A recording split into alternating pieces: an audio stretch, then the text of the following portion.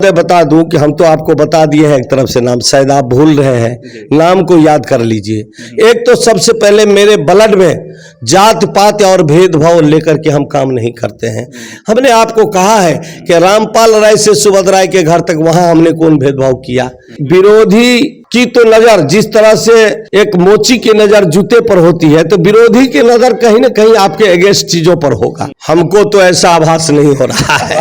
हम मुझको नहीं, सबकी बात हम नहीं कह सकते हैं, लेकिन मुझको टक्कर देने के लिए तो जो छोटा से छोटा उम्मीदवार कोई भी उम्मीदवार है, तो हम उसको मानते हैं कि ये मेरा विरोधी उम्मीदवार है।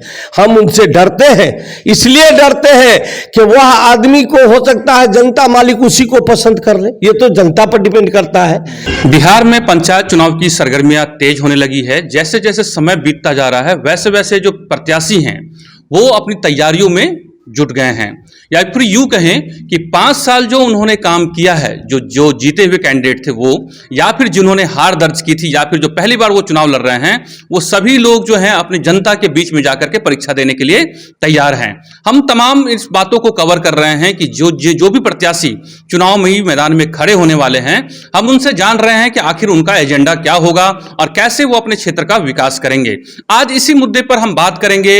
एक नए भावी प्रत्याशी हैं, ये निवर्तमान जिला परिषद प्रत्याशी भी हैं, जिला परिषद भी हैं, और इसके अलावा जो आने वाला जो पंचायत चुनाव है उसमें वो भावी प्रत्याशी भी होंगे। ये जिला परिषद संख्या 40 है। बिहार के मधुबनी जिले के अंतर्गत ये जिला परिषद जो क्षेत्र है ये आता है।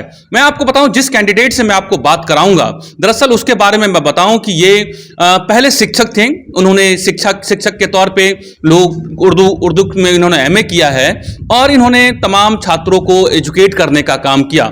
उसके बाद इन्होंने राजनीतिक और सामाजिक जो करियर होता है उन्होंने उसमें कदम बढ़ाया, और आज आपको मैं बताऊं कि ये जिला परिषद के निवर्तमान जिला परिषद हैं, और इसके अलावा जो चुनाव होने वाले हैं जिला परिषद के, उसमें वो भावी प्रत्याशी भी हैं। तो सबसे पहले स्वागत है आपका तजमुल हुसैन जी। आप जो मेरे यहाँ आए हमसे इंटरव्यू लेने के लिए, सबसे पहले मैं आपको वेलकम करता हूँ, स्वागत करता हूँ, खैर मकदम करता हूँ कि आप आए मुझसे बात करने के लिए।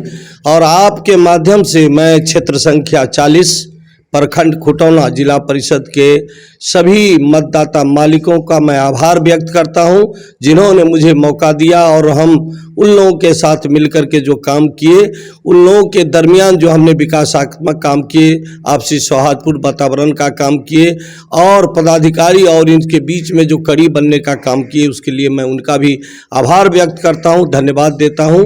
और आपके बीच में मैं हूँ यहाँ। तजमुल साहब, आप चूंकि आप तो चुनाव में हैं, 5 साल आपने काम किया है, अब तो जनता की अदालत में आप होंगे, परीक्षा देने के लिए आपको क्षेत्र में जाना होगा। मैं पत्रकार महोदय आपको बता दूं कि मेरा नाम तजम्मुल हुसैन है। मैं एमए इन उर्दू से मैं एमए किया हूं और ट्रेनिंग भी किया हुआ हूं। मैं 32 साल तक मदरसा मिसबाहुल उलूम कमलपुर में मैं शिक्षक रहा। वहां भी मैंने शुरू से लेकर के सभी लोग शिक्षण देने का काम किया, और एक से एक हमारे विद्यार्थी आगे से आगे गए।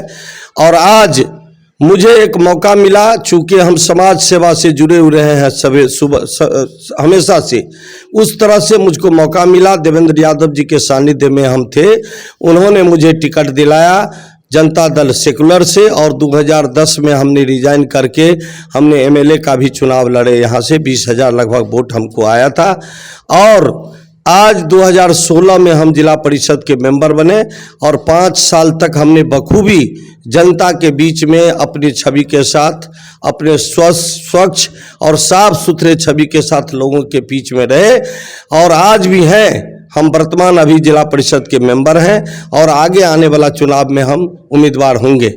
मेरा सवाल ये था कि अब चूंकि 5 साल आपने एज ए जिला परिषद के तौर पे आपने जो परिषद संख्या 40 है उसकी आपने जनता की सेवा करने का आपको मौका मिला। अब तो परीक्षा का समय है, क्या लग रहा है आपको, जनता कैसे आपको देख रही है क्षेत्र में? वैसे एक्स्ट्रा मैं बोलना नहीं चाहता हूं पत्रकार महोदय, आप जहां कहीं भी जाएं, जिस क्षेत्र में भी जाएं, मेरे क्षेत्र में जहां कहीं भी जाएंगे, मुझे पूर्ण आशा और विश्वास है।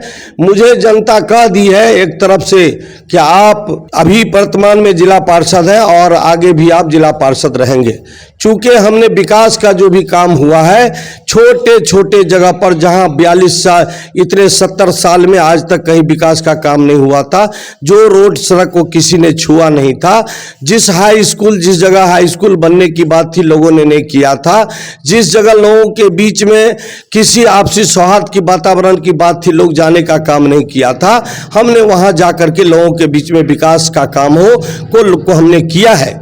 लोग मुझे आज भी पसंद करते हैं, मुझे सारे लोगों के तरफ से आशीर्वाद मिलने को तैयार है और यकीनन पूरे विश्वास के साथ मैं आपको पत्रकार महोदय आपको बता दूं कि पूरे विश्वास के साथ कि आगे आने वाला चुनाव में हम यहां से जिला परिषद होंगे, ये मुझे पूरा पूरा विश्वास है। देखिए, जो जिला परिषद सदस्य होते हैं उसे मिनी विधायक भी कहते हैं, अगर उसको संवैधानिक तौर पे कहें तो आम चाल की भाषा में। आप चूंकि जदयू से भी जुड़े हुए हैं, आप जदयू के पूर्व जिला महासचिव रहे हैं, इसके अलावा जो है पूर्व जिला उपाध्यक्ष भी रहे हैं और वर्तमान में आप जो है जदयू के पंचायती प्रकोष्ठ के प्रदेश महासचिव भी हैं आप। तो एक तरीके से चूंकि चुनाव, जो पंचायती चुनाव बिहार में जो होता है वो व्यक्तिगत तौर पे होता है, लेकिन आपका जो झुकाव पार्टी से जुड़ाव जो है वो जदयू से है।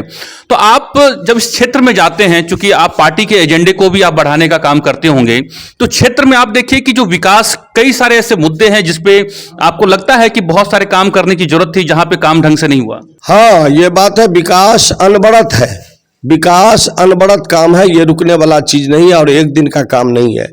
फूंक मारने से, जादू के तरह से फूंक मारने से जादू विकास नहीं होगा, जो विकास को धरती पर उतारना होता है। तो हम पार्टी लाइन से भी जुड़े हुए हैं, लेकिन पार्टी लाइन का आधार, उसमें हमारे पास किसी तरह की कोई फंड है नहीं है जिससे हम विकास के काम को कर सके। हम सरकार के योजनाओं को, जितनी भी योजनाएं चलती है, उस योजना के जनता के बीच में जो गया है उसको हम जनता के बीच में उजागर करते हैं। आदरणीय नीतीश कुमार जी का जो काम है उसको हम लोगों को बताते हैं। रह गई बात जिला परिषद का, तो जिला परिषद के पास एक सीमित साधन होता है और उसके साथ साथ उसका गाइडलाइन आता है कि आपको कौन सा काम करना है, कौन सा काम नहीं करना है। हम एक्स्ट्रा काम न अपने मन से न कोई प्रस्ताव ला सकते हैं, न अपने मन से कोई काम करा सकते हैं। इसके लिए हमको जो सरकार का गाइडलाइन आता है उसी गाइडलाइन के आधार पर हम विकास का काम करते हैं। जिस पर जो सरकार का गाइडलाइन आया, जो राशि हमको आई, उस राशि में हमने बढ़ चढ़ करके हिस्सा लेकर के हमने काम कराया है इस क्षेत्र का। इसके लिए हमको पूरा से पूरा उम्मीद है, जनता मुझे चाहती है, आज भी चाहती है और मुझको पूरा भरोसा है। एक बात तजमुल जी, कि आपको मालूम है कि चूंकि आप सरकार का भी एक प्रतिनिधित्व करते हैं, आपने बजट की बात की, मैं इससे इत्तेफाक रखता हूं कि बजट जो है वो आपका, उससे सरकार, जब पंचायत में आप आते हैं तो वो एक अलग मामला हो जाता है, बजट का मामला जो है। आप जब विकास की बात आते हैं तो ऐसे जिला परिषद के तौर पे लोगों को ये समझ में, क्योंकि पंचायत की बात तो समझ में आती है कि मुखिया और वार्ड सदस्य तो समझ में आता है, लेकिन ये बताइए कि जब जिला परिषद के तौर पे जब आप अपने क्षेत्र का, चूंकि आपके अंदर में 6 पंचायत आती है, ठीक है, जब आप प्रतिनिधित्व करते हैं तो ऐसे कौन सी बड़ी योजनाएं हैं जिससे लगता है कि उससे आमूलचूल परिवर्तन आपने किया है? क्या सड़क में है या फिर आप बांध का काम है, चूंकि ये एक तरीके से बाढ़ग्रस्त इलाका भी है और पिछड़ा इलाका भी है, तो कौन कौन सी, चूंकि सड़क के अलावा और आपने कौन कौन सा ऐसा काम किया जिससे जनता को, अगर वो उनको लगे कि आपने बेहतर काम किया इस क्षेत्र के लिए? उसके लिए हम आपको बता दें, हमने एमएलए और एमपी से मिलकर बड़ा सा बड़ा सड़क, जो प्रधानमंत्री सड़क हो, मुख्यमंत्री सड़क हो, उस सब कामों को हमने बेहतर ढंग से लोगों के पास, जनता की बात को रख करके बड़ा से बड़ा काम हमने कराने का काम किया है। जो मुख्यमंत्री सड़क हो या प्रधानमंत्री सड़क हो, वो सड़क गया है लोगों के बीच में। हाई स्कूल है अनहारबोन में, आप जाएंगे तो देखेंगे कि हाई स्कूल बन रहा है। वह स्कूल को शुरुआत से लेकर के अंतिम दौर तक हम ले गए हैं। उसके बाद आपको चतुर्भुज पिपराही में हाई स्कूल है, उसका जीर्ण अवस्था में है, उसको हम लोग चाहते हैं कि बेहतर ढंग से बढ़िया बने। रही बात तटबंध का, तो तटबंध हमारे सामने में, घर के बगल में तटबंध गया है। वर्ष 2019 में 1300 फीट लगभग तटबंध टूट गया था। उस तटबंध को हमने सरकार से मिलकर के पूरे तौर पर और उसमें जा करके लग करके उसको बढ़िया से तटबंध को बनवाने का काम किया है। जहां कहीं भी सड़क या कहीं भी नदी के द्वारा जो कुछ टूट जाता है या कुछ हो जाता है, हम लोग वहां पहुंच करके सरकार से मिलके एमएलए और एमपी के जरिए, बीडीओ या क्या कहते हैं एसडीओ वीडियो या डीएम साहब से मिलकर के इस योजनाओं को हमने धरातल पर उतारने का काम किया। तजम्मुल हुसैन साहब, मैं भी आपकी पंचायत से मैं घूम रहा हूँ, आया हूँ। सड़क पे काम हुआ है, मैं इससे इनकार नहीं कर रहा, लेकिन बेहतर स्थिति में नहीं है। बहुत काम करने की जरूरत है। सड़कें कई जगह खराब पड़ी हैं और आपको मालूम है कि सड़क जो है वो विकास की जो है वो पहिया को घुमाने में बहुत मददगार साबित होता है। मैं आपकी पंचायत में भी आया, आपके गांव में भी आया हूं और वहां पे आप ये देखिए कि सड़क की स्थिति जो है वो बेहतर नहीं है। जहां पीसीसी की सड़कें बनी है वहां तो बेहतर है, वो चूंकि टिकाऊ भी है, मजबूत भी है, लेकिन बहुत काम करने की जरूरत है। जी हाँ, बिल्कुल करने की जरूरत है। हमने योजना प्रस्ताव लिया है 2-3 तरह से। एक 15वीं वित्त आयोग का योजना है, उसके जरिए हमने कुछ योजनाओं को लेने का काम किए हैं और मनरेगा के जरिए सरकार का जो बहुत बड़ा परिलक्षित एक योजना है भारत सरकार का मनरेगा, मनरेगा के जरिए बड़ा से बड़ा काम हम ले सकते हैं, एक पंचायत से दूसरे, एक प्रखंड से दूसरे प्रखंड को जोड़ने वाला। और इस तरह से काम को हमने प्रस्ताव में लिया है, जिस काम को हम करने की जरूरत है। इसमें कहीं आपसे, आपकी बात से हम इत्तेफाक रखते हैं। अभी भी जरूरत है क्षेत्र में और भी विकास करने का और भी काम करने का, जिससे हमारा जनता के बीच में यह काम सुदृढ़ हो सके। यह काम अभी है जरूरत करने का। एक बात ये बताइए कि चूंकि मैंने हमेशा ये देखा है, चूंकि ये इलाका बाढ़ग्रस्त रहा है, पिछड़ा इलाका भी, कोई यहाँ इंडस्ट्री नहीं है। अगर आप मधुबनी डिस्ट्रिक्ट की बात करें, यहाँ पर इंडस्ट्री जो पहले की जो इंडस्ट्री थी वो भी एक तरीके से बहुत उसका पुनरुद्धार नहीं हो पाया है।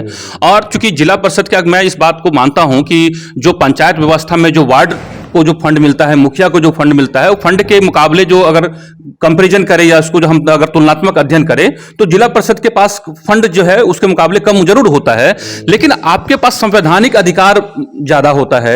आपके पास वो पावर होता है कि चूंकि मुखिया और विधायक और सरकार के साथ एक बेहतर तालमेल मिला करके आप विकास की योजनाओं को अपने क्षेत्र में ला सकते हैं।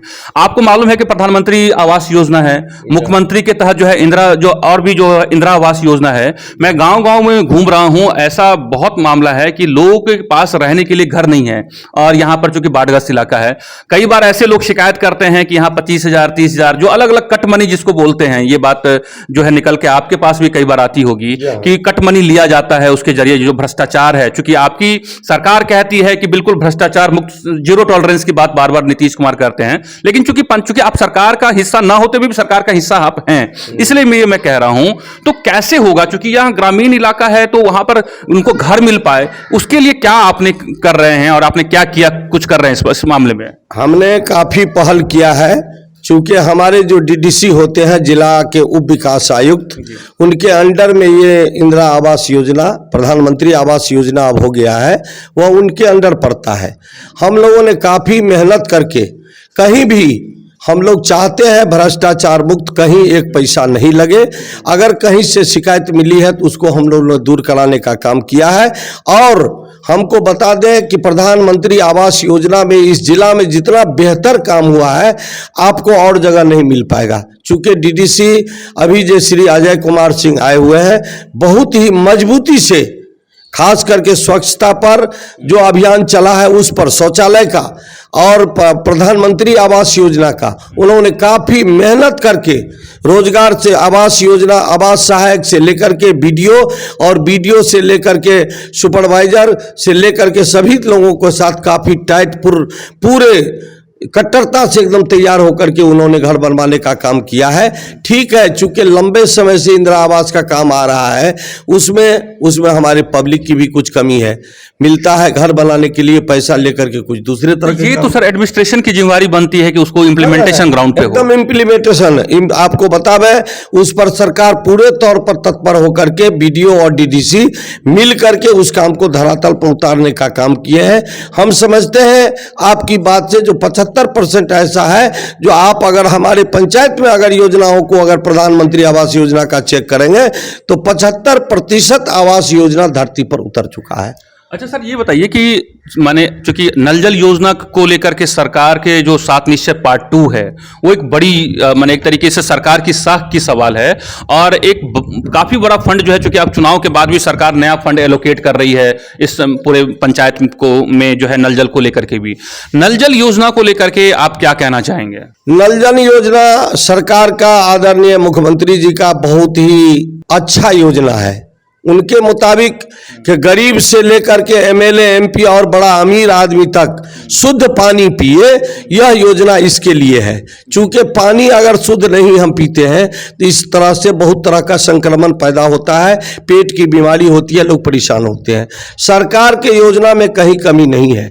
इधर आकर के हमारे वार्ड सदस्य और मुखिया, इन लोगों में कहीं न कहीं गड़बड़ी है, जिस गड़बड़ी के कारण जो योजना सही ढंग से धरातल पर पूरे तौर पर नहीं उतर पाया है। सरकार अपने तई डीएम से लेकर के तमाम पदाधिकारियों को काफी उसमें एग्रेसिव करके बहुत सारे वार्ड सदस्य और मुखिया पर कार्रवाई हो रही है कि नहीं, हमारा योजना, ये जनरल योजना हमारा बिल्कुल सही ढंग से धरती पर उतरे, उसके लिए काफी कड़ाई से काम किया जा रहा है ताकि शुद्ध पानी हमको, जनता को, हमारे। आपको लगता है कि जो नीतीश कुमार जो आप पटना से बैठ के संदेश दे रहे हैं, वो जितने भी मुखिया है या वार्ड सदस्य है, उनके अंदर इस बात का भय है? क्योंकि हम जब ग्राउंड रिपोर्ट के लिए जब हमें पब्लिक बुलाती है अलग अलग पंचायतों में, वहां तो वार्ड सदस्य इस तरह की बातें कहते हैं कि वो तो मुख्यमंत्री तक जो है कटमनी पहुंचता है, तो हमें डर किस बात का, ये बात प्रचारित की जाती है। ये 100% गलत है। यह बात कट मनी और किसी तरह की मनी की बात कहीं नहीं है। आप तो डर के मामले में जो हम बता दें कि जब डीएम साहब खुटौला प्रखंड में कैंप किया और 18 पंचायत का जांच कराए, तो हमको लगता था मुखिया और वार्ड सदस्य को कितना को पानी चढ़ाना पड़ा। चूंकि ये कहने की बात नहीं है, किसी के बोल देने की बात नहीं है। अगर कहीं पर कोई बोलता है तो अज्ञानता में बोलता है, यह बात धरती पर नहीं है। कटमनी या किसी तरह की पीसी या कोई मनी की बात नहीं है, बल्कि उसको सही ढंग से जमीन पर नहीं उतारा। इन लोगों को लगता था कि सरकार इतनी कड़ाई नहीं करेंगे, लेकिन आज जब सरकार कड़ाई कर रही है कि हमने पैसा दिया था सही काम करने के लिए, क्यों गलत होगा? तो आज एक एक चीज सही हो रहा है, कहीं भी किसी तरह की गड़बड़ी है, हम समझते हैं निकट समय में बहुत जल्दी सारा चीज सुधार हो जाएगा, एक भी कहीं गलती नहीं रहेगी। और कहीं पर अगर कोई सरकार के खिलाफ कहीं कोई बोलता है तो ये प्रजातंत्र है, प्रजातंत्र में किसी को मनाही नहीं है। कोई सच भी बोलेगा, कोई गलत भी बोलेगा, लेकिन लोगों को ये मानना पड़ता है कि ऐसा मुख्यमंत्री आज तक कभी न बिहार में आया था न कभी आएगा, जो कि कोई काम नहीं है। इनको सिर्फ काम क्या है? बिहार और बिहार का जनता, बिहार का विकास, यही एक काम है उनका। इसलिए कहीं कोई बोलता है तो गलत बोलता है, सारा काम सही जमीन पर उतर जाएगा। एक बात ये बताइए मुझे कि जो गड़बड़ी हुई है पहले 5 साल जो पंचवर्षीय योजना होती है, उसमें चूंकि आपके पास भी जानकारी होगी, ऐसी कहां चूक हो गई कि जिसकी वजह से आपको मालूम है कि 2020 में जब विधानसभा चुनाव हुआ तो विपक्ष ने इसे सबसे बड़ा मुद्दा बना दिया। उन्होंने कहा कि ये योजना ही इसलिए लाई गई कि ताकि सरकार को जो है फंड मिल सके। आपको मालूम है ये बात? नहीं, ये बात मालूम है, लेकिन यह योजना ही नहीं है, यह समीकरण का, चुनाव समीकरण का खेल है। समीकरण के चुनाव में हमारे चिराग पासवान जी की वजह से कुछ गलतियां हुई, जिसके चलते हमारे नीतीश कुमार जी को सीट भले ही कम आया हो, लेकिन उनकी किसी चीज में कमी नहीं रही है। नहीं, मैं ये कह रहा हूं तजम्मुल जी कि जो नल जल को लेकर के जो स्थिति है, जो कमियां हैं, आप देखते हैं कि जो ग्राउंड रिपोर्ट आपने भी देखी होगी, हम आपको भी दिखाएंगे ग्राउंड रिपोर्ट, जो पाइप की जो क्वालिटी होनी चाहिए वो बेहतर नहीं है। दूसरी बात यह है कि जो सबसे बड़ी कमी ये है कि जो पाइप का जो बिछाया गया है वो सड़क किनारे बिछाए गए हैं सरकारी जमीन में, और वहां जो है जो करीब 3 फीट कम से कम नीचे होना चाहिए वो बहुत ऊपर बिछाया गया है। और जो नल की जो आपको जो टोटी लगाया जा रहा है, जो स्थानीय भाषा में टोटी कहते हैं, लोग समझते हैं, ये सब कमियां हैं। आपको लगता है कि इसमें ये सुधार कैसे होगा? क्योंकि पाइपलाइन तो बिछ चुका है, उसको दोबारा से तो नहीं बिछाया जा सकता है। हाँ, बिछाया जाएगा। जहां कमी हुई है, जहां 6 इंची या 1 फीट पर या 1.5 फीट पर दे दिया है, जहां पाइप फूट गया है, उन तमाम चीजों को दुरुस्त करके लोगों को जनता के बीच में देना होगा। सरकार कटिबद्ध है कि हमने योजना दिया था सही काम करने के लिए। लोग, ये बात अलग बात है कि मुखिया और वार्ड सदस्य को लगा कि सरकार इस पर इतना ज्यादा निगरानी नहीं करेगी, लेकिन जब आज सरकार की निगरानी हो रही है तो जो भी नल जल योजना में जहां कमी हुई, चूक हुई, जहां किसी तरह की गड़बड़ी हुई है, तमाम चीजों का सुधार हो रहा है। हमको लगता है निकट भविष्य में सभी तरह का सुधार हो जाएगा। अच्छा, इस योजना का उद्देश्य ये, आपका कहना ये है कि जैसे आरओ वाटर होता है, माने बिल्कुल प्योर पानी होता है, शुद्ध शुद्ध पानी होता है, क्योंकि इस पूरे पाइपलाइन के जरिए शुद्ध पानी लोगों को मिले। जो बीमारियां जो अलग अलग क्षेत्रों में शिकायतें आ रही थी कि लोग जो है एक आयरन युक्त पानी पीते हैं या शुद्ध पानी पीते हैं, इसी वजह से ही इस योजना को लागू किया गया था। योजना लागू किया गया कि सरकार द्वारा कितनों भी पाइप दिया जाता था चापाकल तो कम ही पड़ जाता था, लेकिन इस योजना को जमीन पर उतारने का ये हुआ कि वार्ड सदस्य के जरिया जब उतरेगा तो कोई घर जहां बाकी नहीं रहेगा जहां नलका नहीं लगेगा और वहां शुद्ध पानी पहुंच जाएगा। तो इससे होगा क्या कि हमारे जनता के बीच में जो आयरन युक्त पानी पीता है वह आज सारा कुछ बंद हो जाएगा और शुद्ध पानी जो है वह हमारे जनता के बीच में जाएगा। यह योजना इतना बढ़िया योजना है जिससे हमारे पब्लिक को बहुत ज्यादा चीजों से बीमारी से किसी भी चीज से पब्लिक तो कह रही है सर कि ये तो इससे अच्छा चापाकल दे देते तो कम से कम हम शुद्ध पानी पी लेते हैं। पब्लिक तो ये कह रही है। नहीं, पब्लिक को आज यही चीज है कि पब्लिक को समझने में कहीं ना कहीं दिक्कत हो रही है। तो सरकार समझाने में नाकाम है? नहीं है। काहे नाकाम क्यों है? हमने तो 80-90% हमने क्लियर कर दिया है। कुछ परसेंट रह गया है, ये हो सकता है। कुछ परसेंट लोगों को लगता है जो अकेले अकेले हमको चापाकल दे देते तो हम पानी पीते, लेकिन अकेले अकेले चापाकल तो सरकार आजादी से लेकर के आज तक देती रही है, कभी शुद्ध पानी नहीं पहुंच सका। अच्छा तजम्मुल जी, एक बात बताइए, जो गांव में, चूंकि आप जिला परिषद अभी निवर्तमान, आप जिला परिषद सदस्य वर्तमान, हाँ, चूंकि आप इलेक्शन मोड में हैं, आप नहीं, उससे अलग बात है, हम अभी वर्तमान है और आप भावी प्रत्याशी भी हैं। जो आप नल जल को लेकर के या जो सड़कों की स्थिति खराब है, चूंकि आप एक बड़े प्रोजेक्ट के तहत आप काम करते हैं, जो फंड आपके पास एलोकेट होता है, गांव-गांव में जो बड़ी समस्या हो रही है वो नालों की हो रही है। क्योंकि जो सड़क तो बनाए जा रहे हैं, जैसे आपने कहा कि मैंने पीसीसी सड़क भी बनाए, प्रधानमंत्री सड़क योजना है, मुख्यमंत्री जो है ग्रामीण सड़क योजना है, इसके अलावा पंचायत की तहत भी फंड मिलता है। गांवों में अब क्या है, जो बड़ी जो मांग आ रही है, जो हम लोग गांव आप भी घूम रहे होंगे, मैं भी घूम रहा हूं, हमारी टीम भी घूम रही है, उनका यह कहना है कि जब सड़क का निर्माण गांव में हो रहा है तो उससे पहले नाले का निर्माण हो, ताकि नल जल का पानी तो सड़क पे ही गिर रहा है, रोड पे ही गिर रहा है, उससे सड़क का भी नुकसान हो रहा है। तो आप इस बात को लेकर के क्यों नहीं, इस बात को लेकर के जब योजना बनाते हैं या फिर आप जब, चूंकि आप डिस्ट्रिक्ट में बैठते हैं, तमाम अधिकारियों के साथ बैठक होती है, एक बड़ी चूक है ये। इसमें पत्रकार महोदय हम आपको बता दें कि आज ग्रामीण क्षेत्रों में लोग सरकारी जमीन का अतिक्रमण करना शुरू कर दिया और बल्कि जितना नाला, आहार, पैन, जो भी पानी बहने का जो स्रोत था उसको आम लोगों ने नहीं रहने दिया। तो अब जरूरत है कि नाला देना, तो नाला देना जहां जहां कभी कहीं भी संभव हुआ है। एक तो ऐसी आबादी है जहां अगल से अलग से अगर यदि नाला निकाला जाता तो उसके पास जमीन नहीं होता है, तब अब होगा क्या कि उस सड़क के बीचों बीच नाला दे करके तब उसको निकालना होगा, तबे जा करके निकलेगा। हमने बनाया है दो जगह बनाया है कि पहले नाला बना दिए, तब ऊपर से सड़क को डाले, तब जाकर के बीच से पानी निकल रहा है। सीवर सिस्टम के तौर पर जैसे शहरों में बनता है उस तरह की बात करता है, उसी तरह का। तो अब देहात में भी चूंकि जमीन बचा नहीं है, सरकारी जमीन लोग रहने नहीं दिया, अतिक्रमण बहुत ज्यादा है, बहुत ज्यादा तनाव होगा, तनाव हो रहा है लोगों के बीच में। तो अब जो है ये बात आपका तय है कि सड़क उसी हालत में अगर बरकरार रहेगा जब उसके बगल होकर के नाला हो जाए। इसके लिए हम लोग प्रयासरत हैं। तो क्या आप अगला जब चुनाव होगा और मान लीजिए आपको जनता मौका देती है, तो क्या आप इस योजनाओं को जब आप इंप्लीमेंट करेंगे, क्योंकि आप पीसीसी सड़क बनाते हैं, तो ये नाला जो है उसमें प्रमुख तौर पे होगा क्या? बिल्कुल ये हम लोगों का रहेगा, ये हम लोगों का प्राथमिकता होगा कि जहां कहीं भी सड़क बनाए हैं या बनेगा तो पहले नाला का इंतजाम हो जाए ताकि उसको पानी बहने में हमारे लिए आसानी हो जाए और सड़क पर पानी नहीं रुके, लोगों को दिक्कत नहीं हो। इसके लिए हम लोग प्राथमिकता के आधार पर उसको लेंगे। मैं तमाम जितने भी दर्शक देख रहे हैं, मैं एक जानकारी आपको बता दूं कि ये बिहार के मधुबनी जिले के अंतर्गत खुटौना प्रखंड है और ये जो विधान आपको बताऊं कि जिला परिषद संख्या 40 है।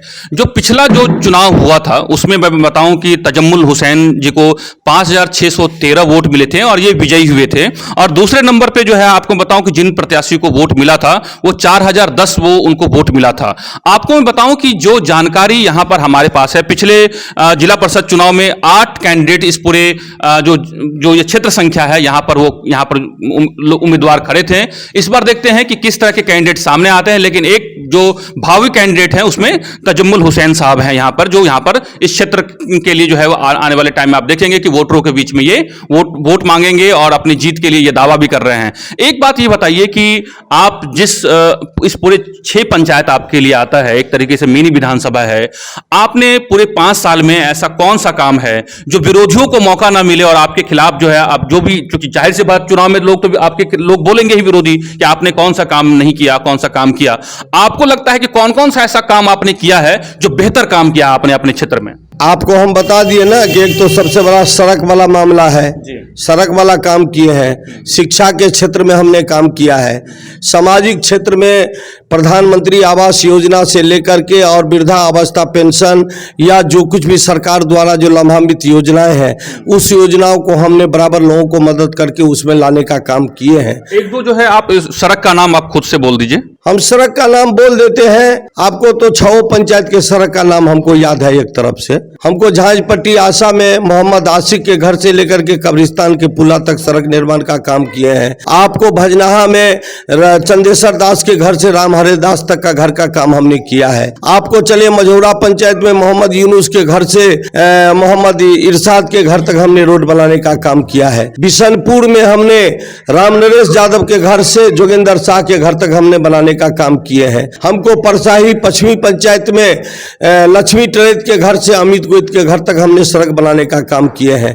हमने पथराही में बद्री साव के जय किशुन साव के घर से बद्री साव के घर तक हमने रोड बनाने का काम किए हैं।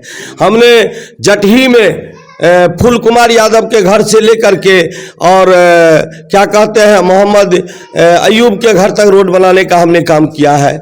मुरारपट्टी में हम बलदेव मंडल के घर से लेकर के और मोहम्मद इस्लाम के घर तक रोड बनाने का काम किया है। हमने राजपुर में यहाँ से कासिम के घर से कब्रिस्तान तक हमने रोड बनाने का काम किया है। महाराजपुर में हमने मस्जिद से लेकर के मोहम्मद इसराइल के घर तक नाला निर्माण का काम हमने कराया है। हम यहाँ पर ये सामने में आपके रोड पड़े हुए हैं जो यहाँ महाराजपुर चौक से लेकर के दौलतपुर तक रोड हमने बनाने का काम किया है। खुशियाल पट्टी में हमने रामपाल राय के घर से सुबह राय के घर तक हमने बनाने का काम किया। इस तरह से हमको लगता है 23 या 24 योजना है जिसको हमने धरती पर उतारने का काम किया। जहां आज तक आजादी से आज तक जहां काम नहीं हुआ था उस जगहों पर हमने काम किया और सभी जातियों और सभी बिरादरियों को लेकर के समीकरण बना करके हमने काम कराने का काम। अच्छा, जैसे आपने, चूंकि जाहिर सी बात है पंचायत चुनाव या कोई भी चुनाव होता है तो जाति धर्म एक बड़ा फैक्टर होता है। एक बात कुछ लोग ये कह रहे थे कि जो और भी जो जैसे आपने मस्जिद तक कब्रिस्तान तक सड़कें बनाई, पीसीसी सड़कें बनाई, ये बात कहते हैं कि जो और भी समुदाय के लोग रहते हैं अलग अलग समुदाय के, वहां पर कहीं ना कहीं और बेहतर उनके साथ काम करने की जरूरत थी उनको, क्योंकि वोट बैंक की बात होती है तो वो कहते हैं कि उन्होंने अपने वोट बैंक पे ज्यादा ध्यान दिया, बाकी लोगों को उन्होंने अपने एक तरीके से कहीं ना कहीं दरकिनार किया। ये जनता जो है वो उनका ये सवाल है आपके ऊपर में, कहीं ना कहीं आप भेदभाव करते हैं थोड़ा बहुत, क्या कहेंगे आप? मैं आपको पत्रकार महोदय बता दूं कि हम तो आपको बता दिए हैं एक तरफ से नाम, शायद आप भूल रहे हैं, नाम को याद कर लीजिए। एक तो सबसे पहले मेरे ब्लड में जात पात और भेदभाव लेकर के हम काम नहीं करते हैं। हमने आपको कहा है कि रामपाल राय से सुबोध राय के घर तक वहां हमने कौन भेदभाव किया? हमको ये महाराजपुर चौक से लेकर के दौलतपुर में चौपाल सब का घर है वहां तक बनाने का काम किया, इसमें कौन सा हमने भेदभाव किया?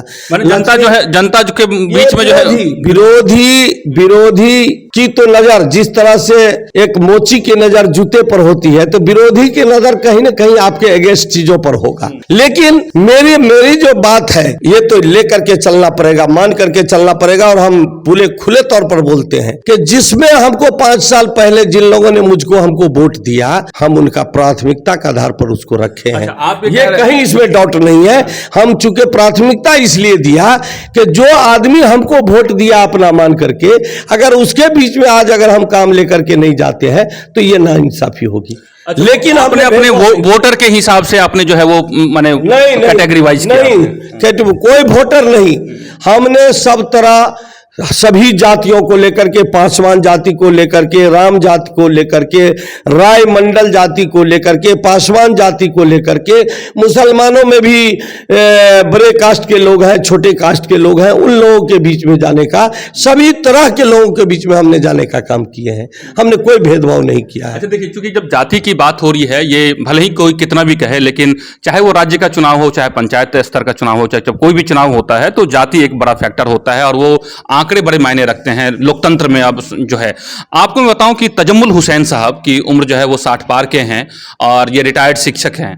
एक बात मैं आपको बताऊं कि चूंकि ये पिछड़ी जाति से आते हैं और ये जानना बहुत जरूरी है कि चूंकि आप जब समाज में रहते हैं तो एक दूसरे के बारे में जानकारी देना बहुत जरूरी है। तो आप बताएंगे कि पिछड़ी जाति में, जैसे चूंकि आपने चर्चा की कि पिछड़ी जाति से आप आते हैं, तो कैसे, किस जाति से आप आते हैं और कैसे उनका उत्थान कर रहे हैं आप?